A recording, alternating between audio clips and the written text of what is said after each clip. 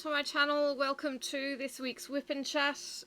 It's a stinking hot day here in Tasmania. I think it's about 28 degrees, which is, I don't know, 80s or something. Grab your drink. I'm on cold stuff today. I was going to try and avoid sugar. I'll get to that later maybe. But I do like orange. So yes, no hot drink. The door is slightly open, giving me a breeze. Marcus will probably give out to me because, you know, he's got the air conditioning on and it unbalances, but this is a hot spot in the room, so. Anyway, grab your work, whatever you're working on. I am working on the mystery diamond painting. This is the last section. This is one that I did a swap with Julie, and I need to find a pen. We're looking at confetti. Let's go with this one. Don't think I've used this one. This is a pen from Enabler's Outpost. We wanted some glitter and some swirly and some wood. That's what we went for.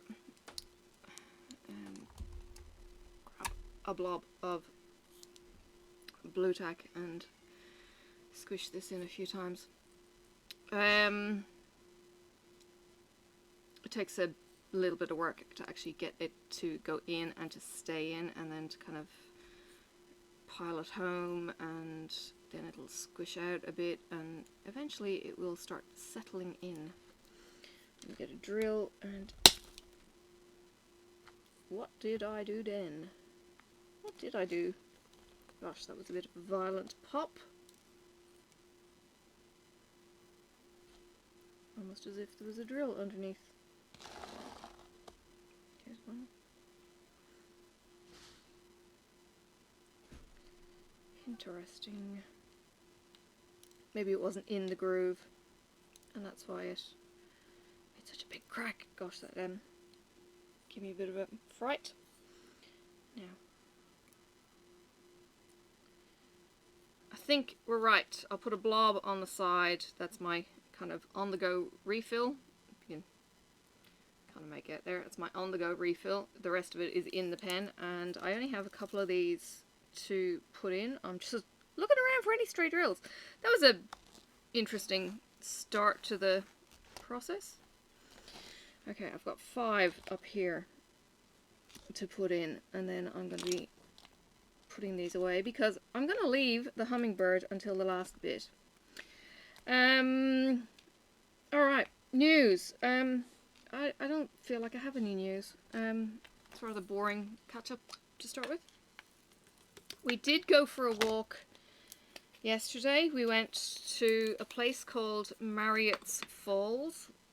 What I'm actually thinking of doing with that video though is doing a waterfall video. Sorry, I'm looking for a drill. Stars. Star. There it is. I'm thinking of doing a separate waterfall and picture talk only, and suggesting that goes up on a big screen because I've actually got 3 waterfall walks to catch up on, and to pepper it into the WiPnChat, well, you're not really going to see any of the work in progress. And yeah, I kind of thought, well, maybe as a standalone I would have bits of the photos, maybe to music, and then the waterfall with the sounds around. You know, that kind of montage, for want of a better term. Okay, there is a, what was it? It was 5. There's a stray 5 in the middle of here. Oh, maybe I don't have any more 5s. Ooh, okay. Get that out, get rid of these.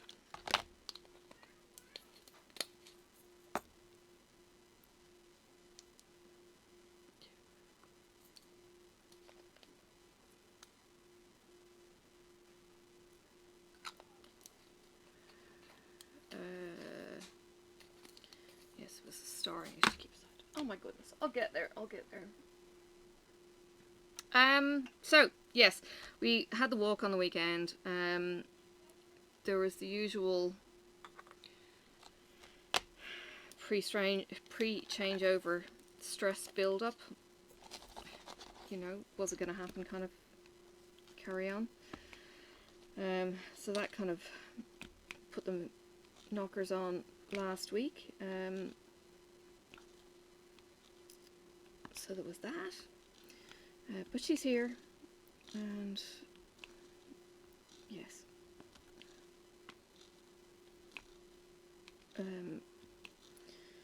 It's been a bit of a funny week. Last night I had the worst sleep, well, the worst start of the sleep anyway. I went to bed early, 10:30 at night. I think the last 3 nights before that I've been going to bed at like midnight. So yeah, my sleep is all out of whack. I'm feeling kind of unsettled in myself during the day. It's just weird, and I don't know what's going on. Like, there hasn't been any medication change. If anything, I'm actually not effectively on any meds, except my blood pressure one. So, oh, there is one. You know, that's not going to affect me. I think it's because I've been so inactive. I actually went out on Friday saying I've got cabin fever, I'm going out, and went out for a walk, brought Sophie and the dog, went to the dog park. Then Sophie wanted to go to the playground, so we tied the dog up to the fence so we could keep an eye on him while we were in the playground, because, you know, dogs aren't allowed in the playground.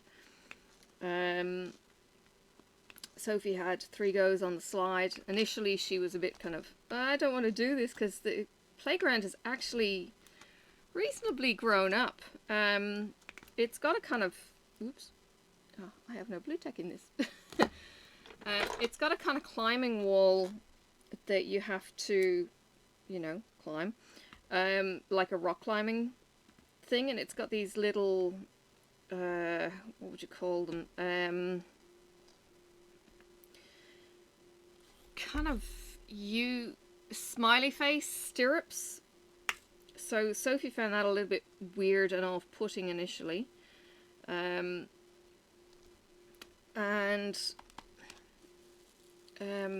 trying to get her to climb with that, so she was putting her knee into the stirrups rather than her foot, trying to teach her to put her foot sideways. But she got there, and she was getting better and better each go with her confidence. But so the first level, there was 2 kind of baby slides, and then to get to the top slide you actually had to climb the rigging outside of the kind of the climbing thing. So yeah, maybe if the kid was with her, she would do that, because the kid would be shinning up it like, you know, she would. And that would have taught her, but on her own, Sophie was a bit, you know, what do I do? How do I do this? And I wasn't going to be able to go in and show her or anything. So she was quite happy on the slides, held her hand as she slid down. She had a bit of fun with that, and then we went back out and we walked back to the car. The dog park is actually pretty good down there. It's got a little obstacle course for the dogs. It's quite a big walking loop with a big grass patch in the centre that the dogs can, you know, do what they want. Of course, Mock is going around like a mailman, peeing everywhere, you know, communication and all that kind of thing, how they do it. And then there was a couple of dogs. One was there, she was outside the fence initially because, you know, it was a, I don't know, assistance dog that she was training or something. So she was chatting with some fogies who were inside the first time around. But then the next time when we came through the playground, she was in there. And of course her dog got up Mocca's ass, and Mocca's kind of going, what the fuck, and gets a bit, you know, snippy. He's on lead, hers is off lead, and I'm telling Mocca to leave, and this, whatever the thing she was, starts throwing food over Mocca's back to land on the ground for her dog to pick up or something as a distraction. I'm kind of thinking, what, doesn't your dog know commands to leave? And then she goes and blames Mocca for being the instigator of the argy-bargy, and it was like, ooh, you're lucky I'm leaving. Yeah, I wasn't impressed, you know, that he's, you know, got this dog who, you know, has no social boundaries. Mocca, I mean, okay, Mocca hasn't mixed with other dogs much in the last year I think Latte's been gone. He doesn't mix, but that doesn't mean that he doesn't get on with other dogs. He's friendly and stuff, so yeah, it was a little bit kind of, your attitude stinks, woman. You know, blaming him. And I was like, far out. Anyway, let me do this one. Oh, I'm gonna have to open a bag. Dag nabbit. 553.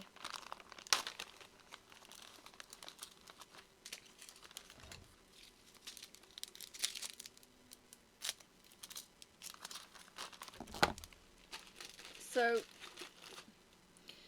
yeah, of course, Mark's parting words when I head out the door was, you know, don't go getting any donuts. I'm kind of thinking, I'm not going to get any donuts. For a start, it's not a donut shop that I go to when I go to that park. I didn't tell him that. I ended up getting a chocolate eclair from the French patisserie. And Sophie got a shortbread biscuit. And we had those in the park. I'm actually going to load this. It's just going to be too annoying. She got a shortbread biscuit, and she actually ended up, when she got the biscuit out of the bag, she threw it on the ground. And I was like, what the hell, child? And then she thought that she was getting the thing that was in the box, which was the eclair. I said, no, that's not for me. That's for you. Sorry, that's for me. Yours is the biscuit. So she had to go and pick a biscuit up. But yeah, luckily Mocca was otherwise engaged with, I don't know, a smelly rock. And he hadn't eaten the biscuit in the meantime. So yeah, she got her biscuit. She ate the biscuit. As we ended up walking around, she wanted to walk around.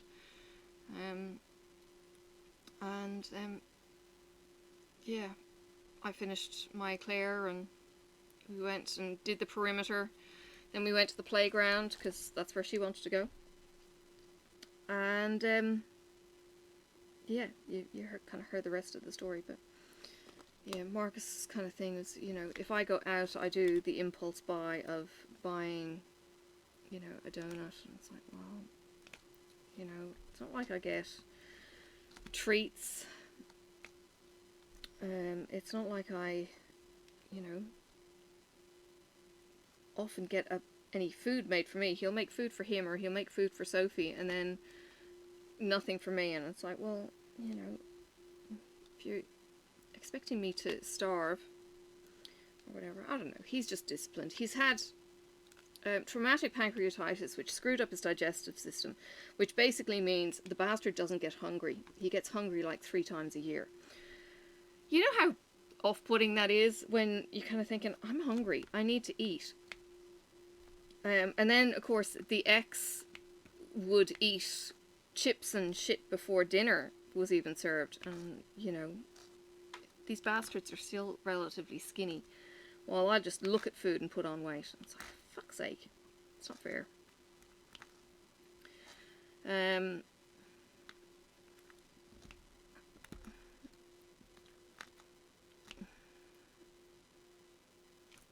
we go. That was very disappointing that I had to crack open another bag. So close, so close, so close.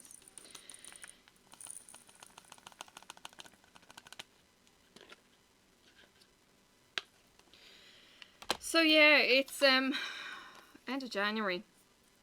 24, 30 days, September, April, June, and November. The rest is 31. So 31 in January. Does that mean that we have another Wednesday? No, today is Sunday. So no, this will be the last Whip and Chat for the year. Because 24, so 25, 26. This is going out on the 27th. January's over. Fark. Wow. I got an email during the week from work saying, hey, how are you going? 3 questions. How are things going? Is there anything we can do for you? Can you send in your 6 certificates for blah, blah? And I need letters from doctors or physios saying when I can return to work and all of that kind of thing. Because they need to, you know, look at putting me back on the roster or knowing what I'm doing or anything like that. So that was all fine, but it's kind of like, yep, you know, time to start getting back into working away from home. And to be honest, the break away from home, Sophie's fine, but the break away from home and everything else I hope will be good. Like I did the walk this weekend and people have been asking how my back is, and my back has been fine. Doing the walk, not a problem, no aches, pains in the back, no nerve pain down the leg or anything else. It's just a matter of a diminished fitness and stuff. But yeah, it was fine, and it was a beautiful walk yesterday. Like I was saying to Marcus, I haven't actually done a walk quite like that ever in Tasmania. It was through woodland along a river, and then you double back on your walk through the foxglove and paddock pasture where the wallabies eat, and then you turn right and you're going to rainforest walk. Now rainforest was the description given. Rainforest in this term was tree ferns, and going, like, I took a video which you'll see on that other video that I'm going to do. I took a video from the paddock walk because the bird song was incredible and it was just beautiful, and I thought I'll, you know, show you guys the paddock walk.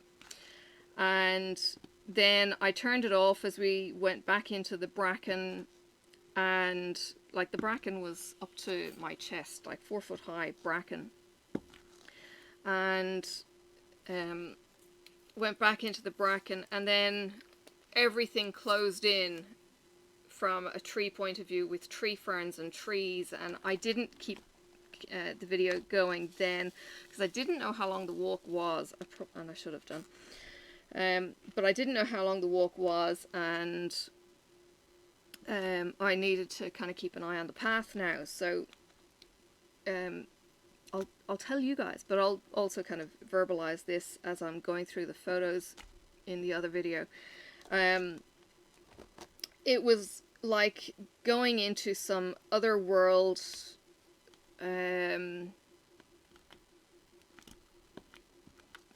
Woodland. Woodland's not even the right description.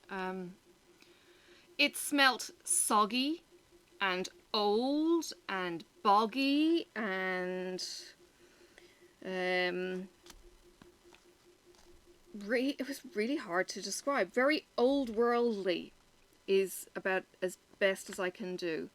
And I'm sorry if that leaves you kind of, well, what does that mean? It was just dank, wet, like old dog kind of smell. You know, tree ferns are slightly porous in the trunk, so you've got these kind of spongy kind of trunk almost, and the ground underneath was either damp or dry. There was a couple of soggy bits. that were wetter than the average area. But in general, the moss was actually reasonably dry for this time of year.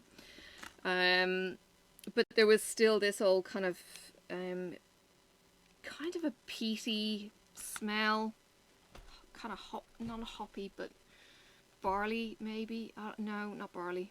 I'm kind of thinking of the Guinness smell, like road.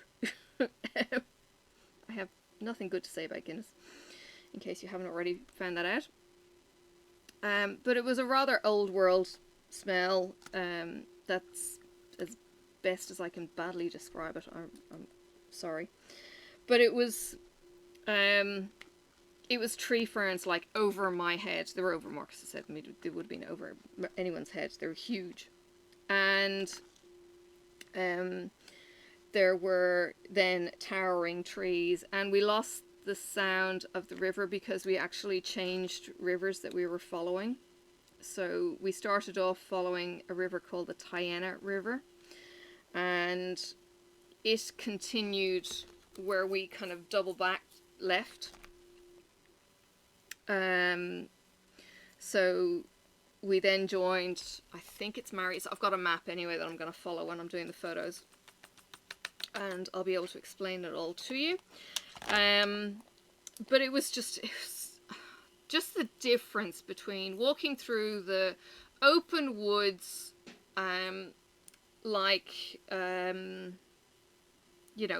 trees, just scutty little trees all along the path, river down the side with these little falls constantly making these burbling noises, nice open woods, and then off to the left of this initial path, because I've got video of this path as well.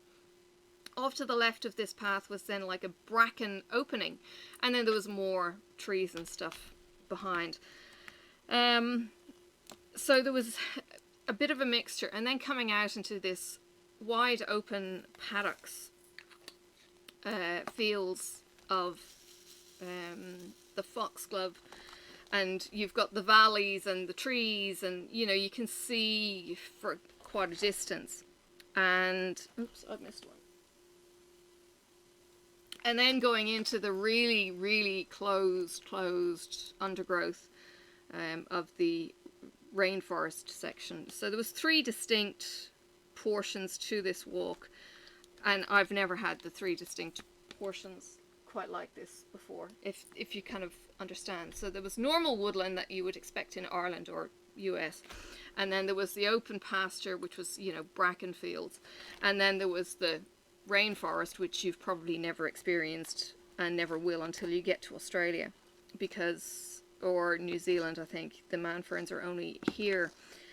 I'm not sure if they're anywhere else, like the Polynesias or any of the Asias or the Eans, or like those kind of foresty areas. Answers on a postcard, please. Have you seen tree ferns in their native habitats throughout the far Asia kind of area? I just don't know where else they kind of populate. Maybe they're kind of like, I don't even know that I would see it's more palm trees in Hawaii. I'm trying to think what I've seen on Magnum PI, because it actually showcases Hawaii so much. Ruby, help. Do you have tree ferns over in the highlands in Hawaii? So yeah, it's like, nothing that I have ever experienced. Now, the previous walk that we had done the previous week was a place called Silver Falls, which sounds quite impressive, but in reality is not all that impressive. It's a little fall along what's called the Pipeline Track in Ferntree, and it's where Hobart's water used to come down off the mountain, and in the 1860s they put it into a pipe to get it off the mountain, this crystal clear drinking water, to get it off the mountain and down to the city. So 1860. It was probably up there from before then, but they moved some founding stones or something, so I've taken a picture of those. So it's a relatively level walk around the contour of the mountain to get it from one side to another. And I used to live in this village area, and I used to do some running training along this track. So it was a gentle slope going up. I used to walk it going up and then run it coming back, run the level and then run it coming back all the way down, because it was a downhill gentle slope. And I was training for distance, so I would go to, I don't know, the 2 kilometer mark, turn around and come back and build up my endurance that way. So I'm really familiar with this track. And yeah, it was kind of nice being back there. You're very much, you know, a blow-in when you don't live in the village, you know, having to find parking. Now, we were up there pretty early, so we found parking without any issue. But when it's snow, you get every Tom, Dick and stupid Harry up there who can't drive for shit in the snow in their little 2-wheel buzz boxes that are not fit for snow driving anyway. And they get stuck on some of the icier bends because they don't know the area. They don't know that you should wait to get out in the road because you're not going to make it around that bend. You know, all of that kind of thing. So, yeah. Anyway, got up there and there was plenty of space. Nobody was interested in going to this, you know, shitty little stop off in the middle of the summer because there's no water in the waterfall that we parked next to. It very much is a piddly little trickle under the ground kind of thing when there isn't a full rain. So yeah, that from a touristy point of view, it's very anticlimactic. It's actually a gorgeous little walk in that section though, because you're under the trees, you're walking along the riverbed, stream bed. It's not even a river, it's a stream. And yeah, it's just really nice going along this area. But yeah, we went to the Silver Falls, and then we kind of decided, you know, neither of us were really up for anything. It was cold when we went. Like, Ferntree is 450 meters up Mount Wellington, so you're up in the rain shadow, and from that point of view, it's damp pretty much permanently. Like I've said before, I've only had my washing out when I lived there probably 2 or 3 times. The rest of the time I had to dry it in the dryer, or it would have been out for days and still not dry, because you're constantly in that shadow. So yeah, it was damp. Like, I even had a sleeveless jacket on to keep me warm. And then of course for the rest of the week kept on saying to Marcus, I need to give you a heat pack, and kept forgetting, stupid thing. Then he never reminded me that he needed it either, so I don't know who's at fault there. But yeah, it was a fairly damp, cold, chilly walk. And then we got off the mountain and he wanted to go to the tip shop. He was after some pipe to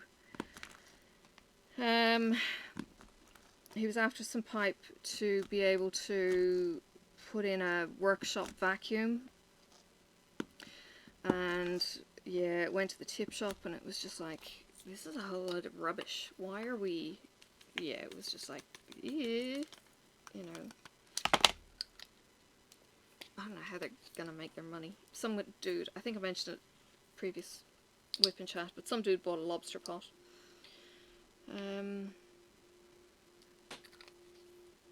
That was a bit of a bargain. I'm just double checking there aren't any more.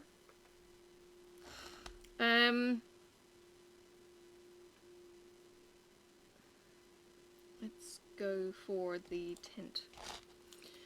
It's a funny one to pick, I know, it's a bit scattered through, but you'll see.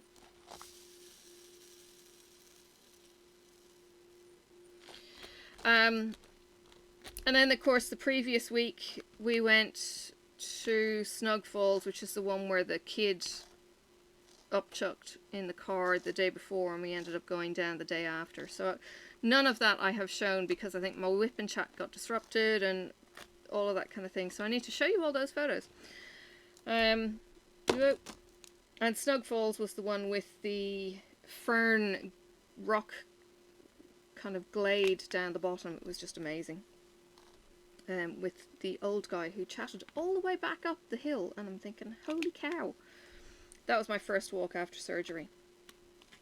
So, yeah, I think the reason why I didn't show you was because my sitting time at the desk was very, very much on a minimum, you know, minimum need kind of basis, so I wasn't up for sitting at my desk, whereas now I'm feeling much better and able to sit for longer, and I'm kind of getting the fuck it anyway attitude, which probably isn't going to help, but I just want to get back to life as normal, if that makes any sense.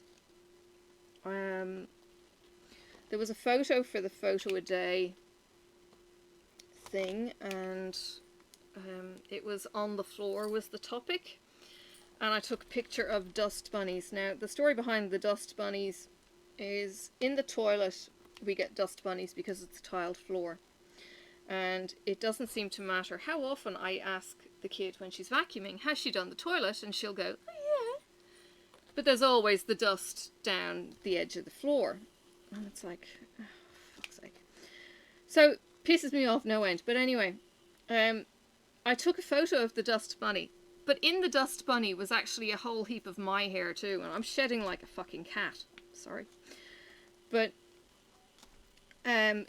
seriously, it's just a crazy amount. And I said this on the caption for the photo, and somebody actually came back and said it's a side effect of having had general anaesthetic, which is not something I knew about.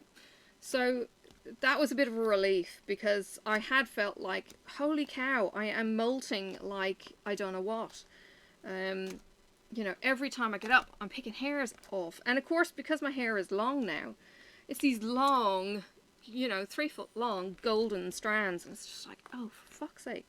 It was really, really beginning to annoy me that I'd be picking it out of food. No matter how much I tied my hair back, I'd be picking it out of food, I'd be picking it out of clothes, you know, it just, even if I'd just brushed my hair before getting in the shower, I would still have more loose hair coming out. And it was just like, oh man. I mean, it's not like I don't have a lot of hair, I've got plenty of hair to lose, but it's still like, really? Yeah. So, yeah, there's that. I did not know that you could lose hair after general anaesthetic. I knew you retain it when you get pregnant. So pregnancy hair and post-pregnancy hair is awesome. And then when you start losing it, it just kind of falls out and hangs. It's, yeah, vicious.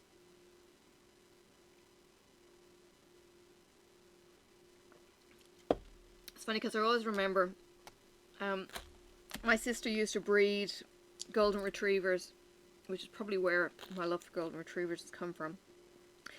But she used to breed the golden retrievers, and yeah, their coat would get absolutely fantastic, and then it would just go to crap when it all fell out post puppies.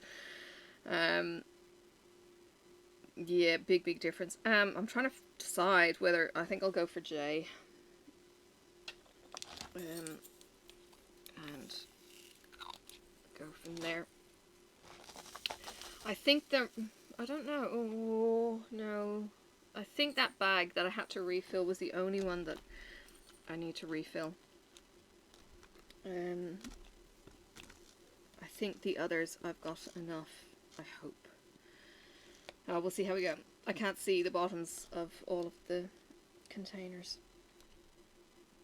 Yeah, so, yeah, I still haven't got my ass into gear. My procrastination level is ridiculous. I'm still looking at Facebook too much. But yeah, my procrastination level is stupid. I don't know what's going on. Well, what is going on head-wise? What has gone on for the last however long? I've come off the antidepressant that I was on. I was on Endep for the back pain. Now, the GP says it wouldn't have been enough to act as an antidepressant, but maybe it was enough serotonin for me to be sensitive enough to it, and therefore my mental kind of outlook is dropping. That is a possibility. And the other thing that I'd been on half a sertraline for like half a 50 ml, so 25 ml a day, which is a pissy amount. And the woman doctor that I went to, who goes, you know, you're fat and you need to be around for your daughter more, so cop the hell on kind of attitude. She, you know, she's blunt. But she was saying, look, go on the sertraline as a kind of a crutch, as a stabilizer for you, for your serotonin levels. And I'm kind of thinking, yeah, if it's only a crutch rather than an antidepressant, I don't want to go back on antidepressants again. So yeah, maybe it's a whole meds stabilizing, and I am too freaking sensitive to the lack of, or the need for, or whatever, as women's hormones fluctuate normally. Yeah. So I ain't happy in my head. Short story. And yeah, maybe actually it's the lack of those meds on board now that it's starting to kind of peter through, and that's why I'm not kind of sleeping or finding it hard to wind down. I don't know, but my whole attitude has almost been like, just fuck off and leave me alone. Everything I say, I put my foot in it. Everything I do, I fuck up. And, you know, I've suggested to, you know, someone that we do a fundraiser, and I'm kind of going, I really need to get that organized, you know, talk to my people and, you know, try and figure it out. And I haven't done that, and there is still time. Like, I do want to do it, and I will do it, but it's kind of like, oh, motivation is just like gone. And then there's the whole returning to work, and I'm kind of thinking, oh shit, do I want to go back to work, to that role, or do I need to transfer out and do something else? I don't know. I'm fighting this negative crap. And then of course we seem to argue more when the kid is here, because I say the wrong bloody thing again, or the wrong tone, or I give it the wrong look, or whatever it might be. It's like, I feel like I'm just, I don't know, shit on a stick. And I'm so bitter towards her then as a result of everything, because, you know, we can't ask how her week has been, because her week has been with the other family, and if we ask those kind of things, we're asking about the other family, and we're, you know, and it's supposed to avoid those kind of topics, because it just opens up a can of worms like you would not fucking believe. I'm sorry, I'm swearing too much too. But yeah, it's like, you know, oh, how's your week been? What have you done? And it's like, oh yeah, right, oh, you've been off in the childcare centre again, you know, blah blah, and it's not worth it. The crap answers that you get, or the stupid, it's almost like, I think of a question to ask, and it's kind of like, no, and oh, it's just, so there's no relaxed stuff. And you know what drives me nuts too, because she will emulate me so much. You know, she wears the odd socks, she copies what I say and how I say it to Sophie. She, in some things, you know, in some things she will emulate, and in other things she's just kind of like, I'm just going to ignore you, kind of, you know, can you go and do blah blah blah, and it's almost like her brain just farts and she just goes can't compute. And I don't know, everything is just like psychological fuck up. You know, she's traumatized, can't space reasoning, can't abstract reasoning, that's the better term, because of the age that she was, where she was traumatized, and it's just, it's too freaking hard. Sometimes it's just too freaking hard. Sophie seems to think the sun shines out of her ass, because, you know, and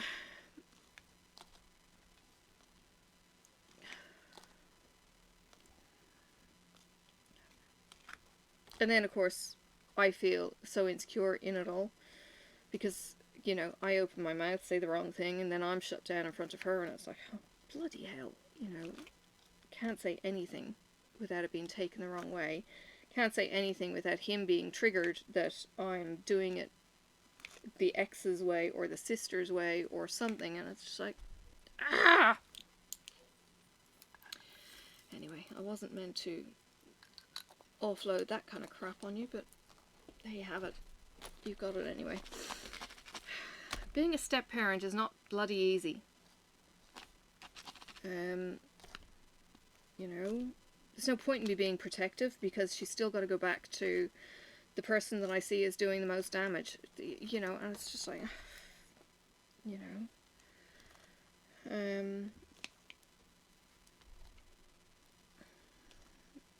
yeah. Now I wish I had Una to talk to, my stepmom, and say, how did you switch off? How did you just pull back? Can you please teach me some of your tricks? Because I was a bitch. I was 16, and I was an angry, angry teenager. Because my mum had died, and she had the devil of a time. You know, she had brought up 5 kids without her husband, and then this snotty bitch gets thrust into her life because Dad couldn't keep it in his pants. And after 3 months of an engagement, he was married to her, so it didn't leave me with any options. So I was an angry, angry kind of, you know, lost my childhood home for this bitch. Kind of, you know, rawr.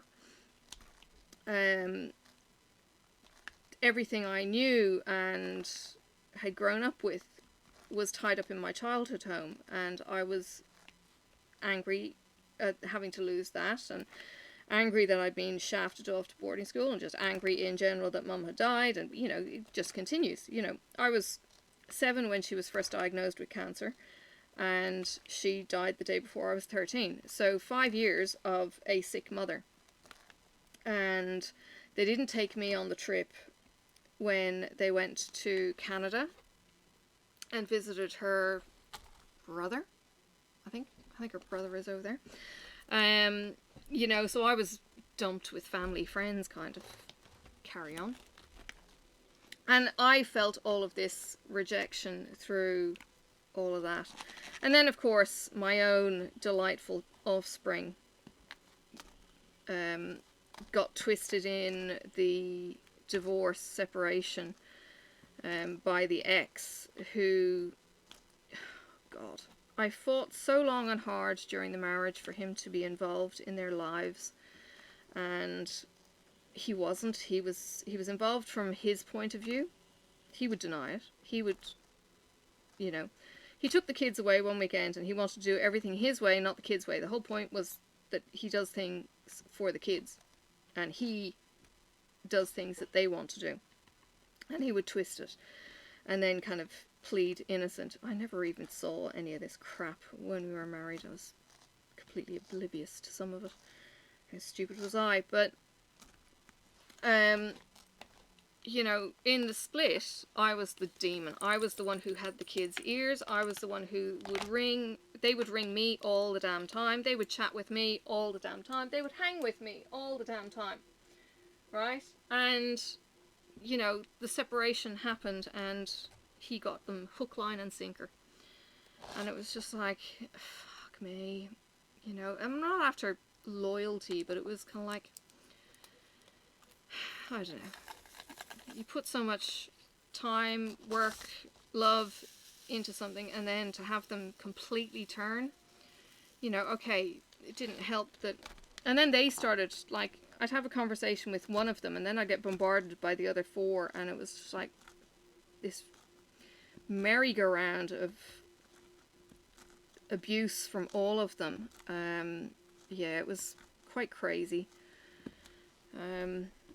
So yeah, in that immediate process, lost the kids, and two of them still haven't come back.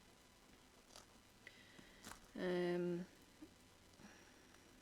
know, so again, does that hang up, you know, my own kids aren't going to choose me kind of crap? You know, I'm sure my dad has equal feelings towards me. You know, I've moved to Australia and I don't keep in touch with him, and I'm kind of thinking, well, you don't keep in touch with me either. You know, my sister bleated at me at one point when she was a missionary in Africa, saying, you don't write to me. And I'm kind of thinking, you don't write to me either. So, you know, hey, two-way street here.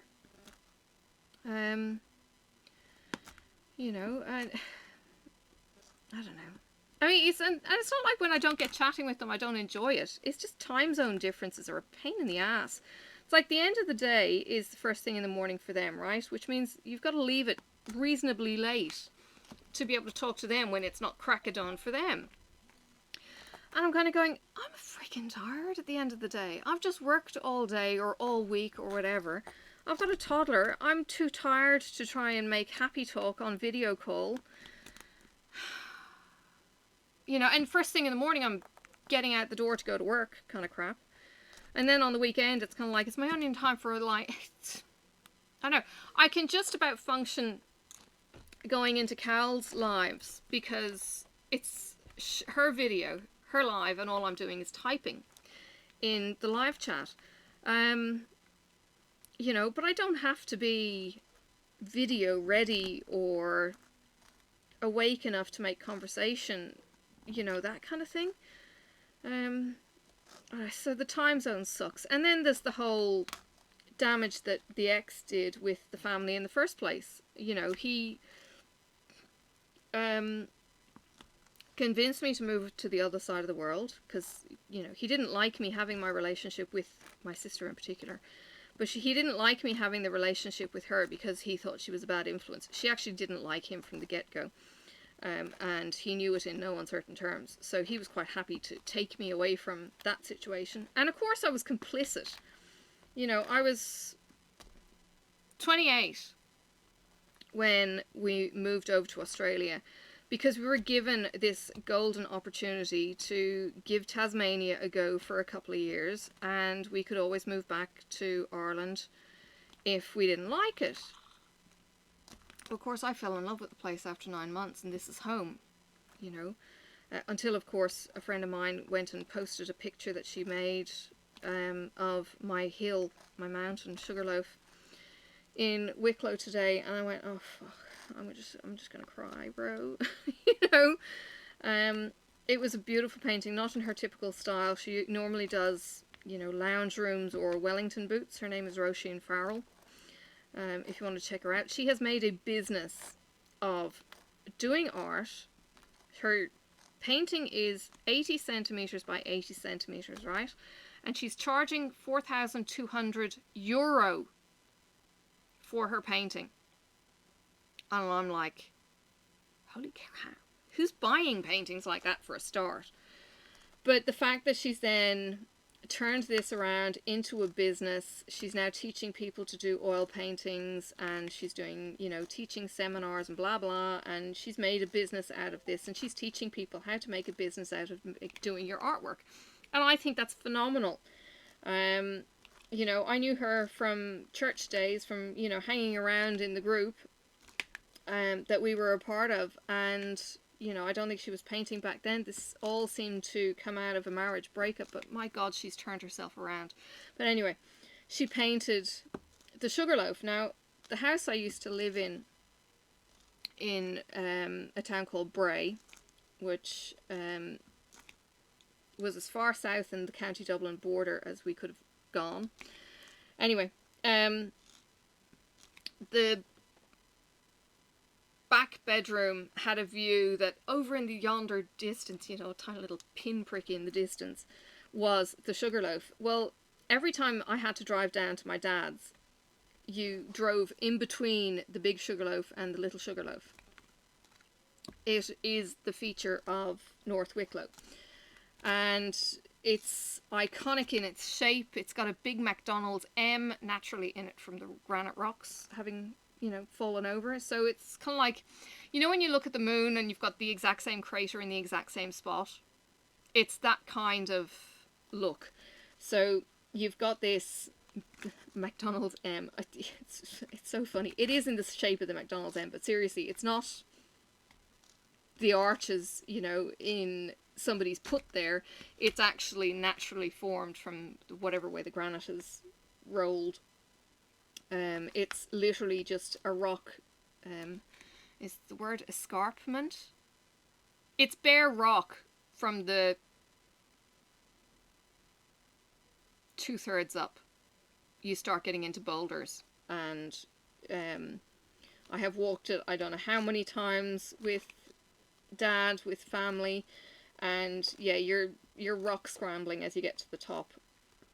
So the shape of it is iconic in the way that Mount Wellington is the iconic shape in Hobart. You know, and Roe painted this, and it was just like, oh, ouch. I'm feeling a little bit nostalgic, I think. Yeah. I'm feeling, and this is the thing, I'm feeling quite unsettled. Like, the photo that we had to do last night for the photo a day, normally it's not night time, but anyway, last night it was because it was sunset. So I set an alarm for 8:30 because sunset was at 8:32. And okay, sunset itself, the pretty clouds in the sky and all that kind of crap, they don't happen exactly on sunset. But I was sitting here or walked out onto the deck, and I'm kind of thinking, you know, this is really, it's pretty lame sunset. And thinking, how many good sunsets have I actually seen from this house? Because I'm not looking at the mountain the way the house is orientated. I'm actually looking, this corner of the house looks southwest. So sunrise, really. And the sunrises here are spectacular. Have lots and lots of sunrise shots, but have very few sunset shots. Because the curtains that are over on the mountainside are pretty much permanently closed because it's too much effort to get them back and forth, and yeah. I should really fix it, but yeah. I don't know. And yeah, it's just, I don't know. I'm in a funk, people. I'm just in a funk. As I say, I'm cabin fever, like literally. Okay, I have had 2 weeks bedbound with one appointment. Like literally bedbound. I got to the toilet, I got to walk into the lounge, and then I'd walk out of the lounge again. I wouldn't even sit down. 2 weeks of that. And then the third week was, you know, go sit on the couch and that kind of thing. Today, partly because I was a bit pissed off too, I got the garden shears out and I hacked some leaves off the bushes that were in the way of getting to the barbecue, getting to the washing line, getting to the cats area, that kind of thing. So I just kind of, you know, had a bit of a hack at them. With that, don't feel like I've overdone anything. Like, you know, it was only a light, you know, chop kind of get out of the way, you know, for some lighter branches. Oh, and hacked what we have this weird plant in between the compost bins. It's kind of like a funky tomato, but it's not a tomato. I've looked it up and now I've forgotten what it is again. But it's basically got these green Roma tomato shape fruit that the birds eat before it gets ripe. So Hacked a couple of arms off that because I can never get into the compost bin with these bloody branches in the way. We have to move a brick off the compost bin onto the other one, and there's a branch right in the middle. It's just like, okay, you're going. And the jasmine at the washing line got chopped back, you know, because it hadn't been behaving itself either and was getting all straggly and messy. And you know, so did that, took an antihistamine when I dispensed the pills, and then started to kind of sit down and potter around on the computer. I've moved last year's photos into a folder so that I'm not having to scroll through all the 2000 photos for old photos that I'm not actually going to reuse again in videos potentially. I put photos into folders and moved photos and deleted a whole heap of old crap. You know, all of that, just general light housekeeping on the computer, and then got ready to do this, you know, and have a chat with you guys. So, yeah. And it's hot.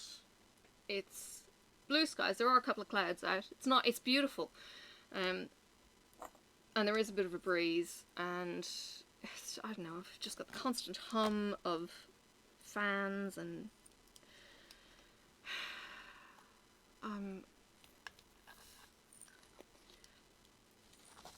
you know how autistic kids get overstimulated by sensory stuff? Now, I've never been tested for autism, so I don't think autism is a thing. I do have particular ways I want things done, but I wouldn't have thought that autism was a thing. So please, please, please don't take this the wrong way. I'm not saying, you know, I'm not making comparison to myself to autism, but there are times when I have done things and I've gone to town, and even everything was like sensory overload. The noise, the people, the lights, the crash bangs, and I'm kind of going, oh fuck, get me out of here, please. And I was, you know, freaking out. This has happened not just once, you know, but a couple of times depending on where my mental health has been. And I had a contact acquaintance, that's the word. Jeez. I had an acquaintance that I was friends with for a while when I was off with major depression back in 2011, 2012. And she suffered from anxiety. I think it was anxiety and depression anyway. So sometimes she was functional, sometimes she wasn't. She always came across as highly functional when we were together and she was at the meetings, and it was almost like she was manic. She was like full on or full off, you know, in life. And when she crashed hard. And it wasn't like a manic depressant who would have up cycles and down cycles. She would have these cycles within a day kind of things. So, hang on.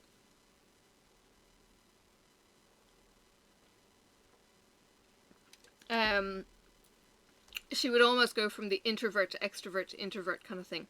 So she would people quite well. And she was a formidable character. And she and her husband organised the bike riders kind of group. And we would go out on a weekly, I think was it weekly or monthly? I think it was a weekly motorbike ride. You know, and she was mum and he was dad and all of that kind of thing. And yeah, she had registered her disability. I don't mean to slight anyone who goes to something like supermarkets or anything else and has panic attacks because they're out with people. I don't mean that at all. But she had a disability sticker for her car. I need to get that back again. Because she would go to the shopping centre and she would sometimes have a full-on panic attack and need to get out of there ASAP. So she needed to be able to park near the door to be able to then get out quick. And I'm kind of thinking, okay, yeah, maybe that's a thing. This is before I was really mental health aware kind of thing. And yeah, I really get the whole sensory overload. We have a mall, kind of. Not like an American mall. It's like a miniature American mall, I suppose. It's about as big as we're ever going to get in Tasmania. Anyway, it's the strip down either side of the walkway is stores.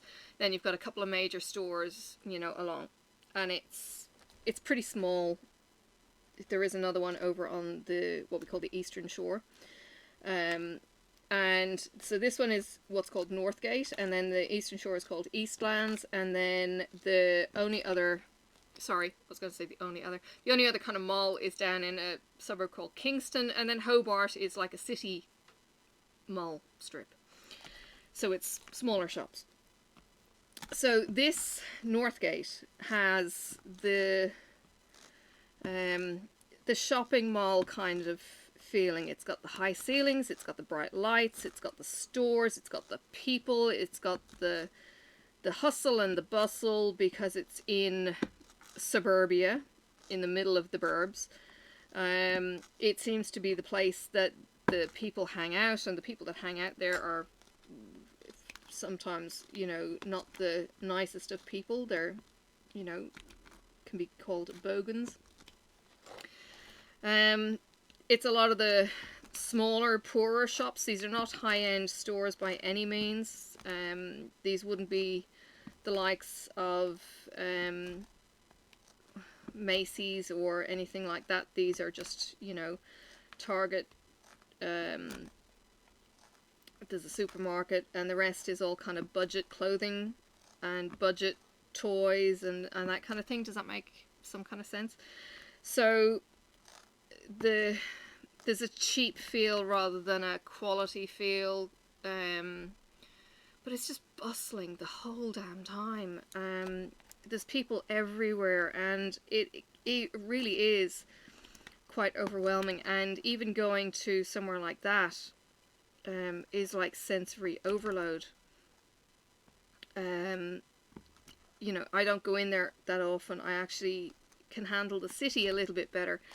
But when I had a bit of a breakdown years ago, I ended up taking my dog into the city with me just to give me something to ground to, because I was kind of going, I can't deal with this. I need to have, you know, in my mind, like a service dog, just to help me deal with the anxiety of being in amongst people again when I had not peopled and, you know, turned the brain off with the medication. You know, and it was just like, overload, and yeah, I just can't do these strip joints. Strip joints? Might be the wrong term. But does that make any sense to anyone? I know, I feel like I'm just rambling bullshit. Actually, you know what? Think about it like this. Wherever you have been, if you've been in COVID lockdown, and you've been deprived of the things that you get used to, you get deprived of the man-made noises, maybe that's it. It's too much man-made shit going on. It's like, if I sit outside on the deck, I can hear cars. Yesterday, the bloody chopper was up and down the valley, the police chopper, and it was like, oh, far out. It sounded like he was in the lounge. I was going to put a post on Facebook going, I didn't call it, it's not for me. You know, I figured they were just looking for stolen cars or something in the areas that they were flying in, or looking for people, as they do, but I didn't find anything on the webs, so I don't know what it was about. So, yeah, it's kind of like yesterday's walk in the middle of nothing, yet cacophony of animals and birds and crickets, and it was really weird because when we went initially on this walk, it was, you know, cold. I wore a very light hoodie. Hubby didn't bring a jumper, jacket, hoodie, whatever with him. The kid brought her heavy hoodie because, you know, she's menopausal at the age of 11 and she's jacket on, jacket off, jacket on, jacket off. And it's like, fuck me. She's, you know, bewildering to watch when it comes to clothing. And when we went up first, you know, it was cool, it was pleasant, and you hear me chatting about it when I go up. Well, when we get back out, the sun is out, and we're starting to see the sun as we walk back through the undergrowth of the trees, but it's still like dark shadows. Initially, I kind of thought, oh crap, I didn't bring anything but sunglasses with me in here. Am I going to have a problem? Because I was fogging up with my stupid glasses. Thank God they're getting replaced. There's nothing worse than fogged up glasses, seriously. So I was fogging up with my glasses. I was in the dark, and I couldn't see crap until I was cooling down, which, you know, took 20 minutes down at the waterfall, just sitting there.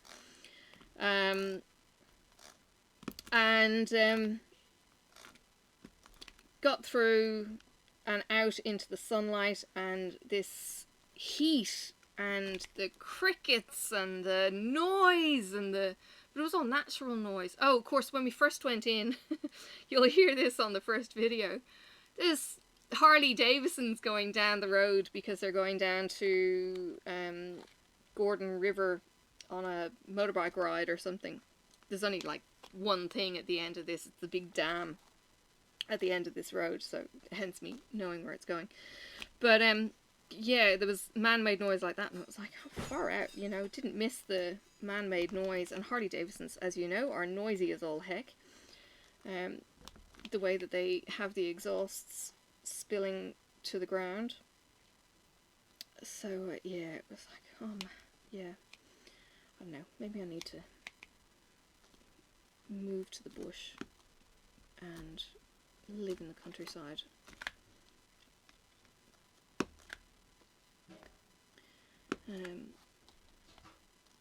Yeah, I do miss the peace and quiet of non-human activity. So going back to work is going to be weird, and people and conveniences, and you do get used to conveniences. You know, probably won't be long before I'm kind of going back to the donut shop or going to the coffee shop and kind of going, no, I need another coffee. I'd like another coffee. I just want to have a coffee, you know, without the guilty thing. And then Marcus will go to me, you know, later that night going, you've had a coffee today, haven't you? After the breakfast coffee, because I can't go to sleep. I'm kind of going, oh, see, I told you so.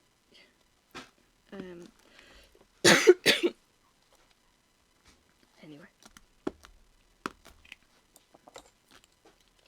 So, yeah. People. It's all well and good. You can do them on the internet when you choose. You can't switch off daily life, can you? But are you going to have a problem when you have to go back out and people? Alright, we've just got the hummingbird left. We're nearly finished.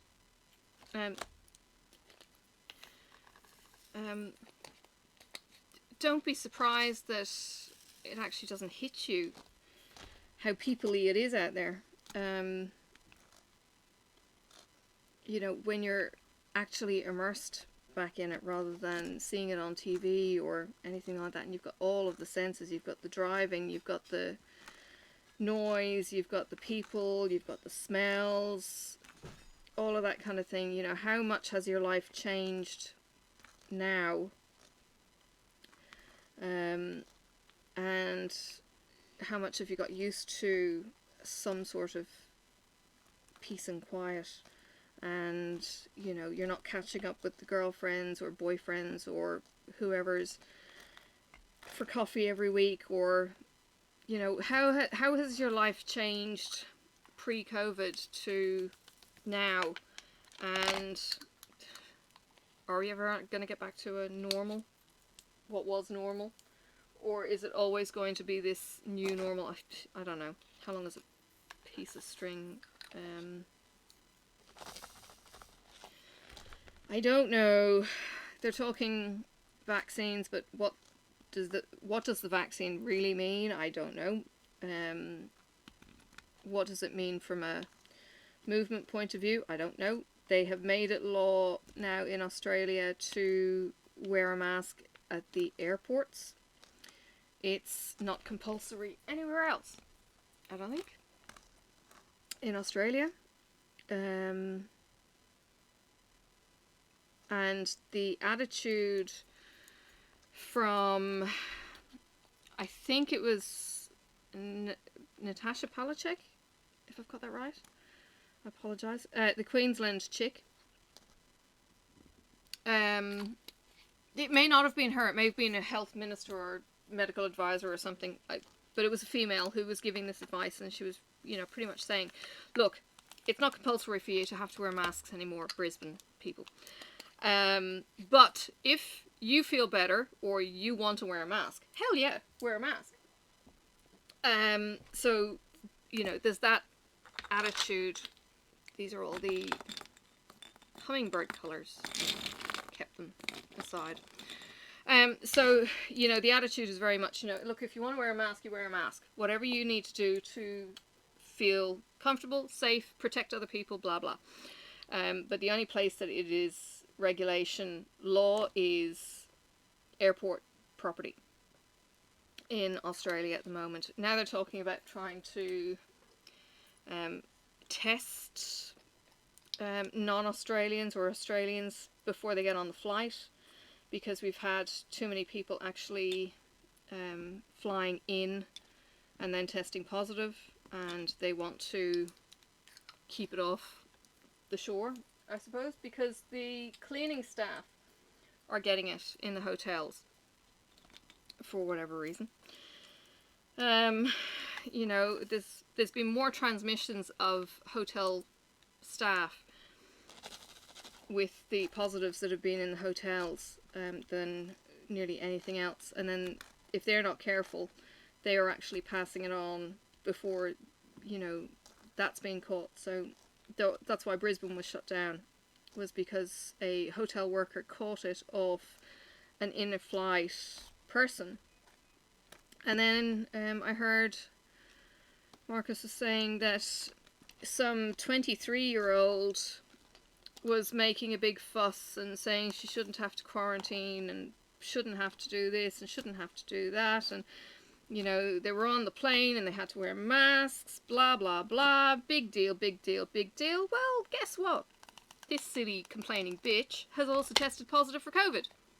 And that's why she's supposed to be in quarantine, you know, because she was probably kicking up a song and dance on the plane, who knows?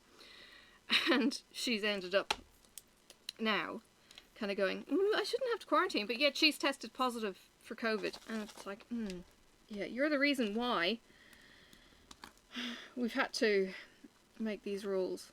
But thankfully it's still reasonably out of the community.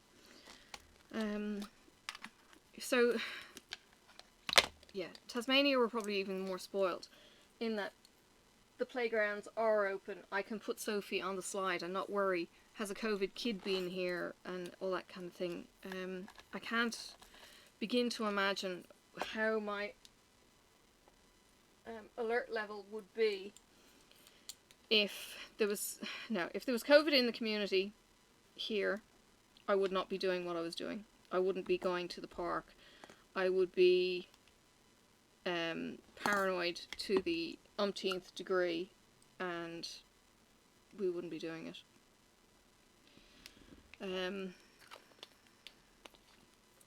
But we have currently got that freedom.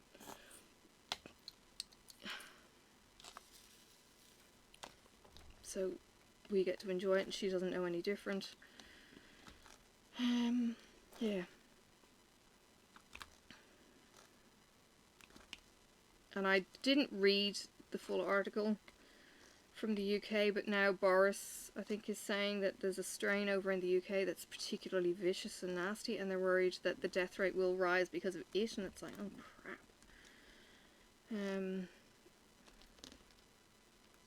That's not good. And the attitude seems to be rather lax amongst the Brits. Oh, good lord, isn't that arrow? When it comes to quarantine and protecting, and maybe it's just too widespread in the community. It's too far now anyway, but you know, it just seems that the lockdowns hadn't been taken seriously in the UK. I don't know, maybe they were just too late, too little too late, too many people moving around. I don't know.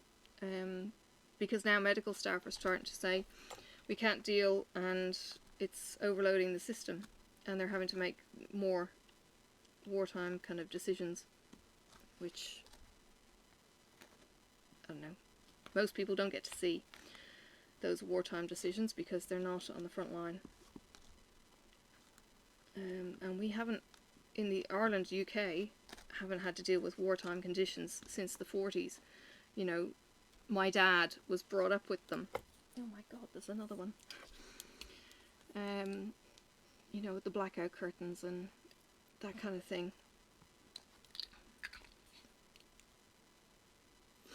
And back then, they had people who would walk the streets and they would knock on your door and say, we can see light out your window, cover it up.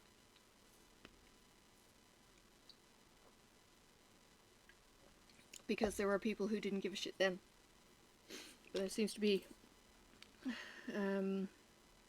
much more now that, I don't know.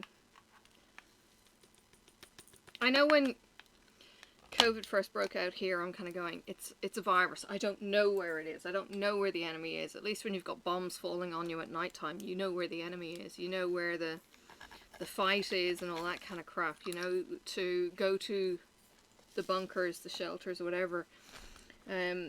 You can trust your neighbour, kind of, almost. you can't trust your neighbour here, because they might be carrying the virus and they don't know and you don't know, and you know, is you hugging your best friend going to pass it to you or to them, or you get it asymptomatic and you walk it to a vulnerable person in your life? And yeah, it's just like, this is doing my head in. I can't deal. I was almost like, yep, brain fart, can't compute. I don't know.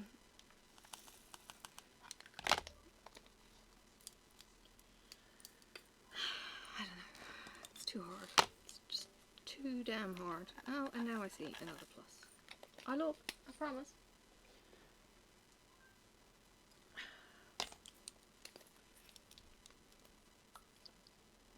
I've got the wrong one, haven't I? Oop.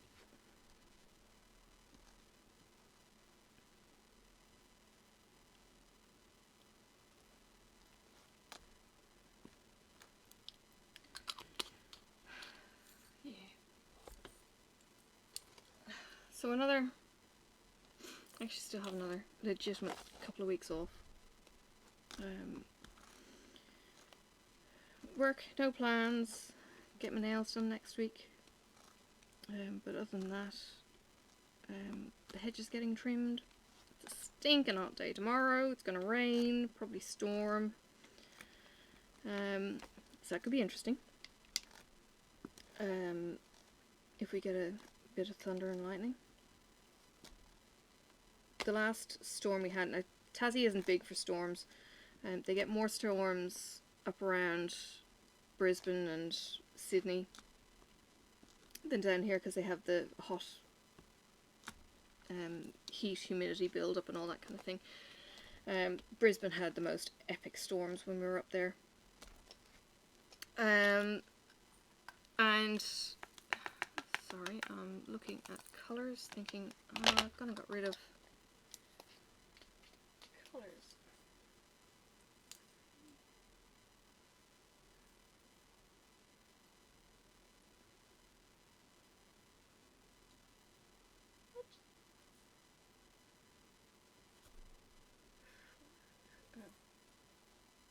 Can't.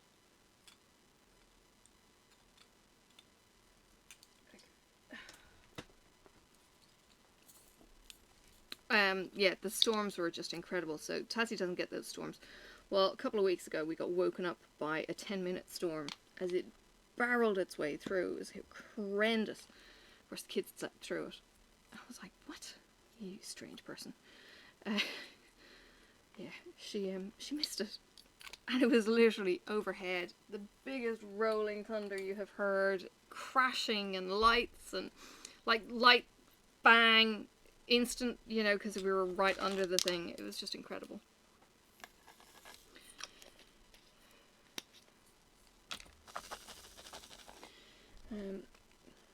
So yeah, I don't know if we're going to get that quite tomorrow, but it'd be nice if it's during the day and we get it. It's always a bit of fun having a good storm, especially being in the house, dry and nice and protected while it's going crazy outside. And the tin roof, you hear more of the rain and everything else, but it's literally, it sounded like somebody was just dumping buckets, great big buckets on the house.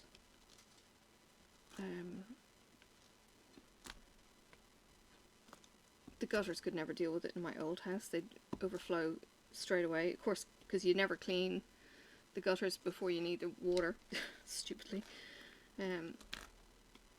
So the rain would shove everything into the gutter and it'll all get clogged up and then it starts spilling over the edge, and I'm kind of thinking, oh my god, all that drinking water! So I'd be out on the ladder scooping debris out of the gutters, because this was our drinking water and showering water and washing water, and the only water we got was out of the sky.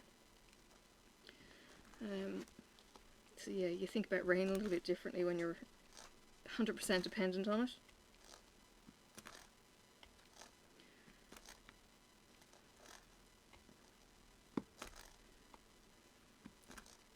Here, the idea of taking the grass out of the gutter was like, yeah, pass.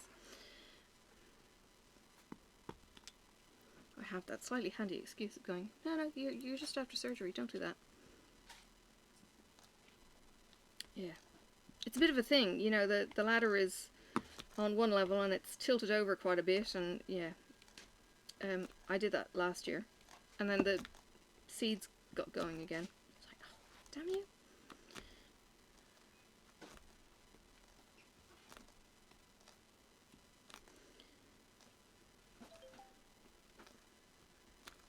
We are getting there.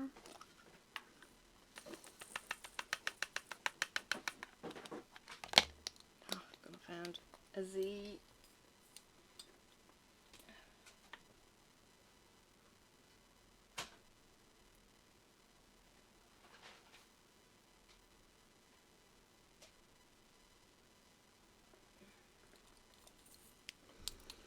I think I had looked earlier and did not find this in the grid, but there is one.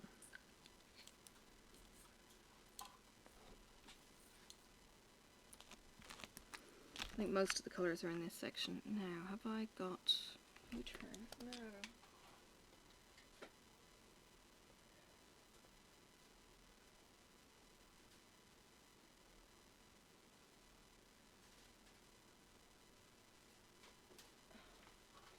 Okay, I'm bringing it over. There it is. Nope.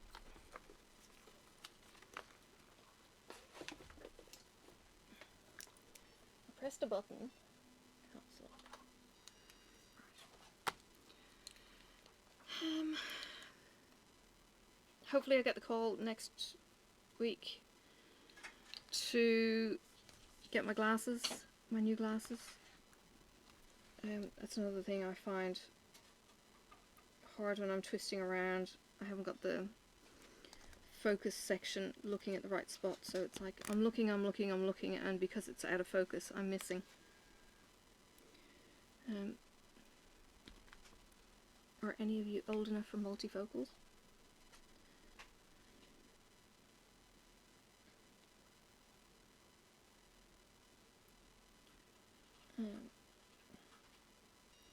I saw an article during the week of a woman who is legally blind.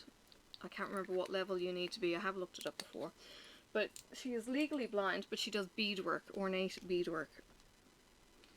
100% blind where you can't tell where the sun's up or not. No, but legally blind is like 0.5 or something, or 5 point, which is not far off from where I'm at, and I'm kind of thinking, oh geez. Rob is 99% blind. Right. You can tell where the sun's up.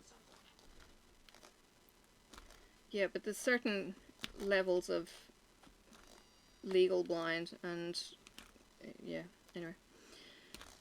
Not sure what that is, but anyway, this chick is doing beadwork. That apparently is pretty impressive. Impressive enough to get on the news, but then sometimes it doesn't take much to get on the news. There's been some really weird articles, to be honest, in the news, and people are kind of going, slow news day to the national news. So, yeah. Why is this important?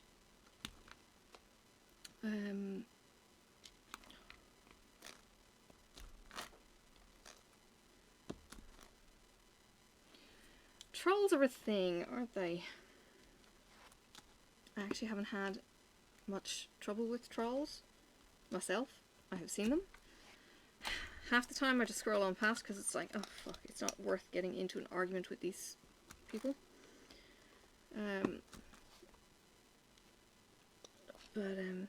I've certainly, yeah, I think I've engaged a couple of times and it's like, oh, no. It's almost like they make you stupider. More stupid, even. What am I after? An X and a plus. Oh my god. Plus and X. Yeah. Arguing with a troll does not bring up your IQ level and doesn't bring up theirs either. I think they're stuck in their quagmire of bitter.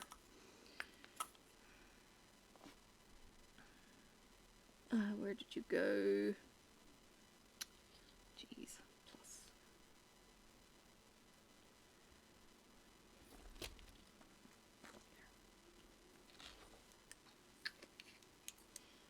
There's a meme that I've seen recently talking about going into a room and forgetting what you were after and that kind of thing. And I was like, yeah. I'll kind of go, what colour am I doing? Yeah. Senility is a thing.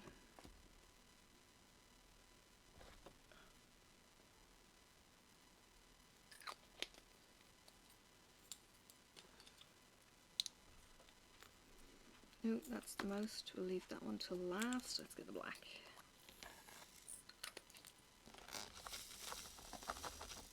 Alright, now to recap what the kit is as I come to a close. It's with Evermoment. However, please be careful when you're going to an AliExpress store.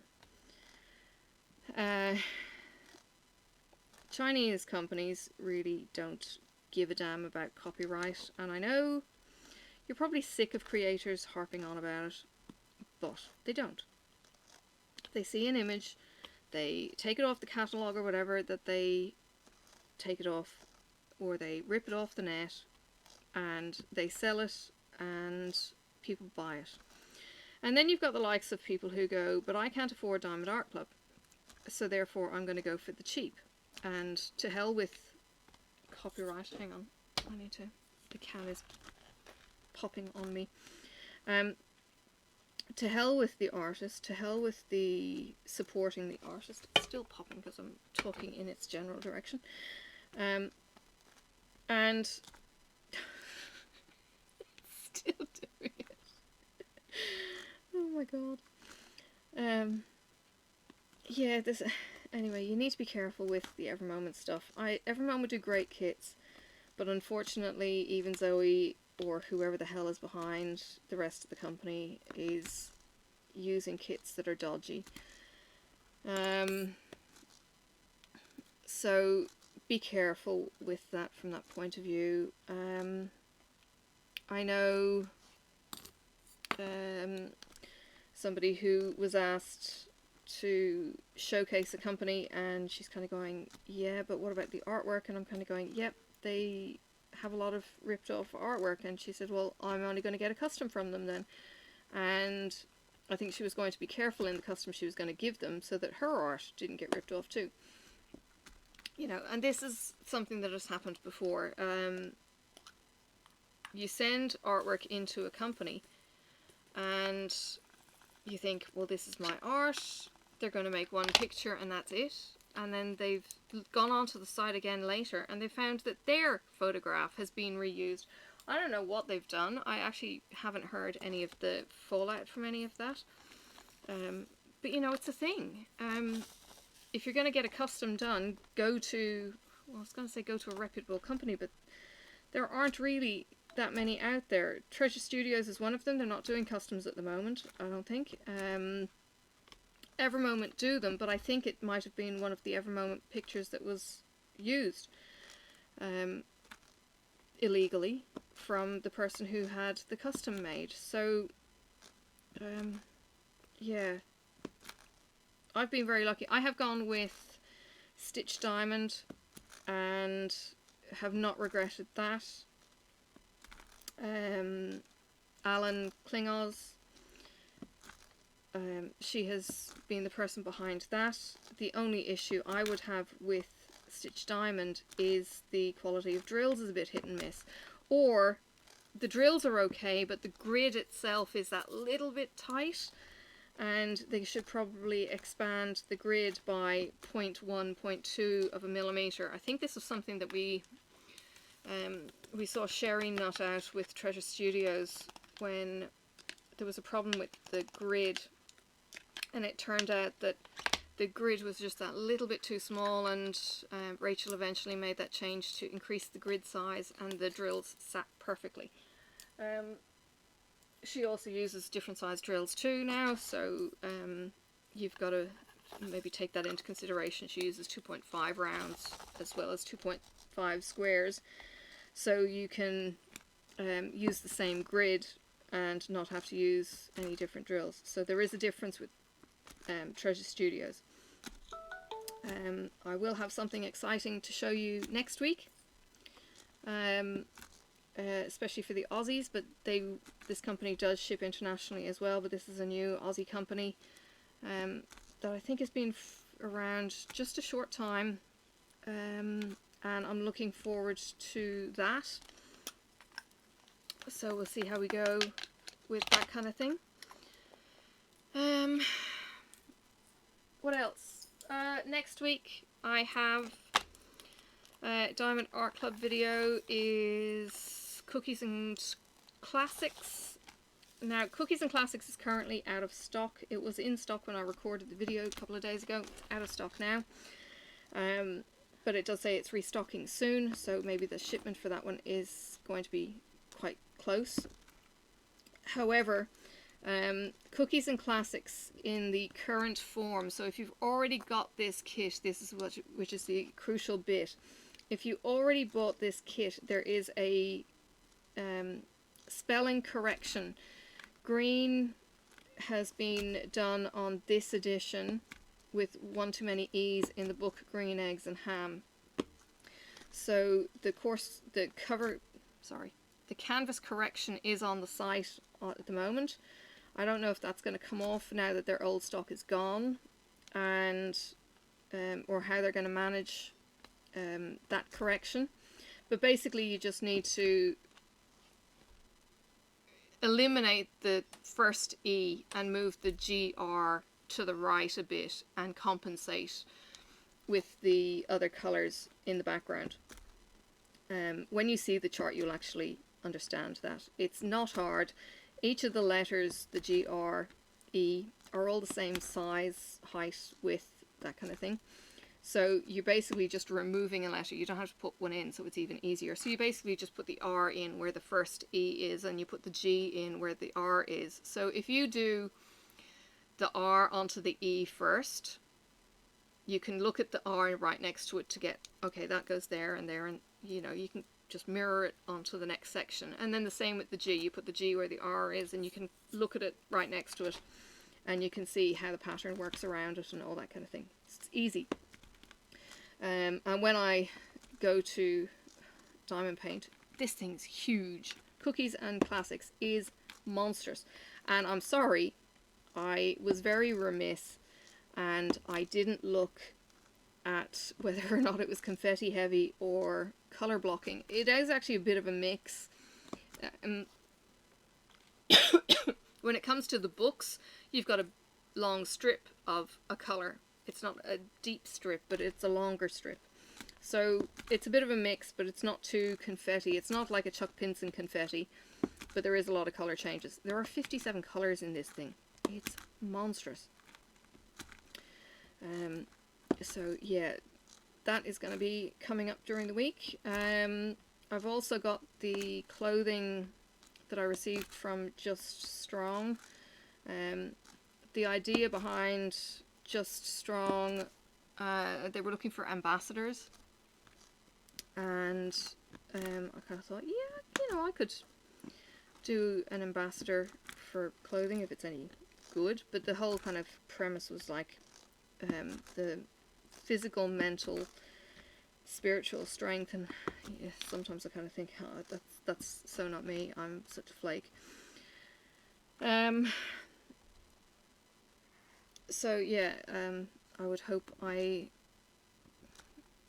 can get my health back on track in the next year, with or without these clothes. But yeah, there is a discount code that you can use. It's 10% discount code. If you want to use that, you'll see that in the video that's going up during the week.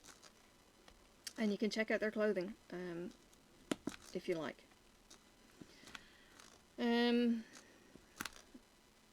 This, of course, is going up midweek, and the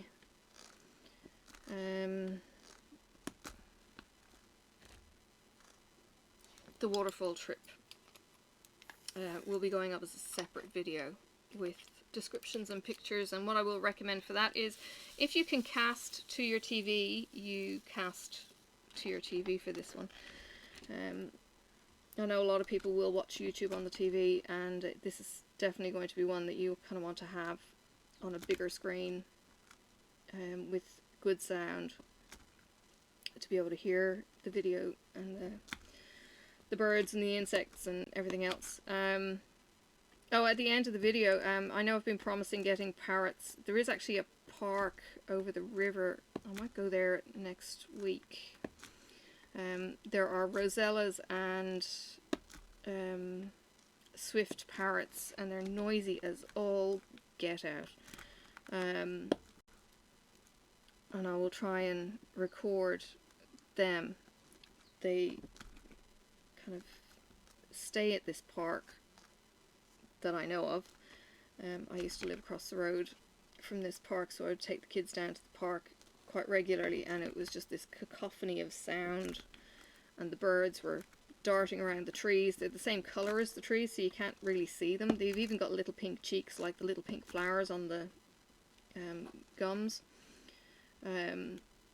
Gums being the gum trees. So they blend in like perfectly. So I don't know if I'm going to be able to get them on video for you, but you can certainly get the sound as they jump around and screech and everything else. But we did get a was it a whitetail or a yellowtail? Yellow. There was a yellowtail black cockatoo on our walk yesterday at the car park area. So we've got a couple of videos of that as it's squawking and giving out about us being in the area. I think I spooked it, and Marcus was still recording, so he got it actually flying downriver. And it continued then to give out and yell at us from across the river where it flew to. Normally they come down from the mountains when rain is approaching. We were in the mountains. We were in the Midlands yesterday, in National Park area. But he said that there was a black cockatoo and a sulphur-crested cockatoo together in the river. And he said he's never seen anything like that before. Never seen the two in the same place. Never seen the two in the same place. Because the sulphur-cresteds tend to stick with kind of farmland, trees, open grass, kind of. They stick together. And they stick in a pack as well. You don't get them solitary. Whereas the blacks tend to be solitary. The blacks tend to be in pairs. 2 or 3. Yeah. The whites will go in a flock of 60 if they can, or more. Yeah, the sulphur-crested cockatoos are what we call the pterodactyls. They screech as they fly down the valley. They actually go onto the trees across the way here, and you can see these, you know, bunches of popcorn flying around the trees. Yeah, there are. Yeah. I haven't seen that. Throwing off bits and pieces on the raised roof. Oh, no, haven't noticed that. So yeah, very different behaviour from the birds, but and the loud parrots are like they sound like Jurassic Park. It's a sound that like you've never heard before. It's, you know, it's eerie screeches. Right up there with Tasmanian devils. Yeah, like, yeah. Don't know where we're ever going to get a Tasmanian devil on camera for you, but we'll see what we can do. Yeah.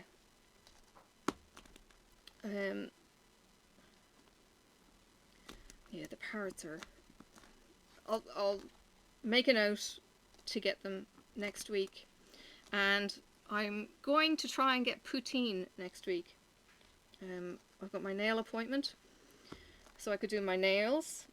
Then I could, depending on the time, the restaurant does poutine from 5 PM. So I'll either go to the park with the poutine, or I'll go to the park and then go and get the poutine and give this gravy and cheese curd a go. I don't like chips and gravy anyway. The Aussies do chips and gravy and I don't like it. But with cheese curd, I like loaded fries. I'll get loaded fries from my American burger joint, but not gravy. Did you just accuse Aussies of doing what gravy? Gravy and chips. Don't say no. It's not bad. It's not bad. Aussies do gravy and chips. Irish do chips and garlic mayonnaise and cheese, like abracadabra. The only problem is the chips end up being a bit soggy at the bottom of the cup. Yeah. And messy too. But the gravy's not even nice gravy. It's sorry. It's not my thing. Not like the gravy. Oh, I mate. No, it's not like real gravy. Ah, right.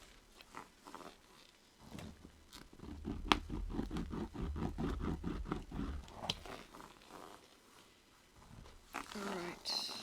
I'm all done.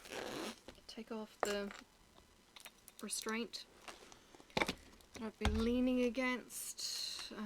Let me see now. I will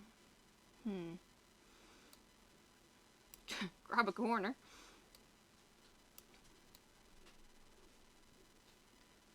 That'll do. Zoom you out. Alright. There she is. Julie, thank you, thank you, thank you. This is from Julie Murray. She was my swap partner. She had the girl with the ice cream and toad. I think she was licking the toad, not the ice cream, or something gross. And this was the image that she got me, and it's just gorgeous. The colours are amazing. The drills are fantastic. What I'll probably do is potentially do the kitting down into Ziploc bags with the photo montage. These are the leftovers. These are the unopened bags, right? Hang on. Let me give you something tailored to show you exactly how many. Okay, so we've got a large bag. You kidding? to quote Stitcherista, are you kidding me right now? Funny way of her expressions. 2 of those, 2 of those, 2 of those, 2 of those. Alright, this is the kind of excess you can expect from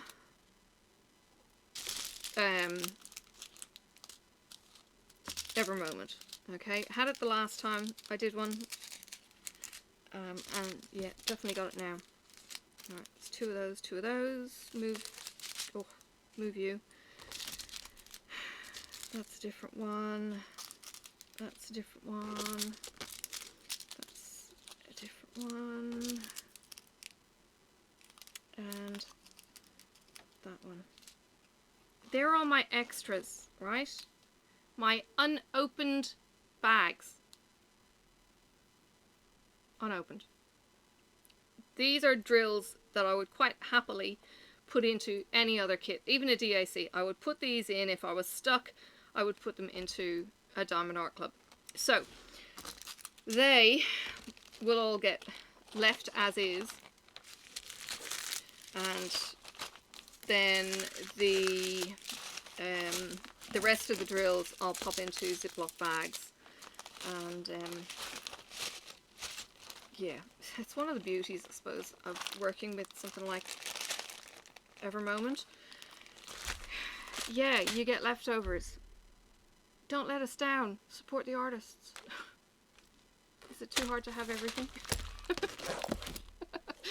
Yeah, we want everything. Don't we want everything? We want everything. We want it now. Yeah. Alright. But yeah, it's gorgeous. I'll take a proper picture. I'll take it out on the table or something. And take a proper picture of this so I can show Julie I've finally finished it. If you're interested in joining the mystery swaps, I don't know if they've just signed up 3 or they're just signing up for it now. Either way, Crafting Journey, it's Rebecca Schilling's group. Crafting Journey is the group that you need to be a part of to get on board with the mystery diamond paintings. Either that or, well, hell, you know, buddy up with somebody else and just kind of go, hey Sharon, do you want to do a mystery swap? And you go on and you order from Evermoment, and you go on and you order from Evermoment, and you message Zoe and you say, hey Zoe, I've just ordered this, can you take off the thumbnails and remove any identifying features from it and just do it as a personal swap? You don't have to do it as a group, but if you want to, then do it.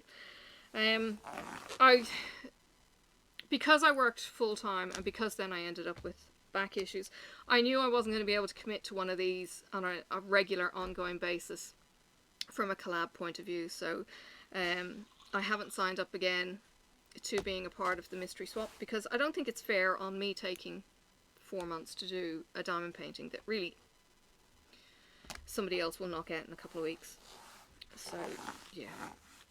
But it's amazing. All done. Alright, take care of yourselves, please. If you have any questions or comments, you know, drop me a line. I love your comments. Like, subscribe. If you're not already subscribed, please subscribe. And I will see you around on the tubes. And yeah, I'll pop in the full picture here at the end, and you get to enjoy all this lovely with me. Yay! Alright. Take care. I'll see you next video. Bye for now. May the road rise up to meet you. May the wind be always at your back. May the sun shine warm upon your face, and the rain fall soft upon your fields. And until we meet again, may God hold you in the palm of his hand.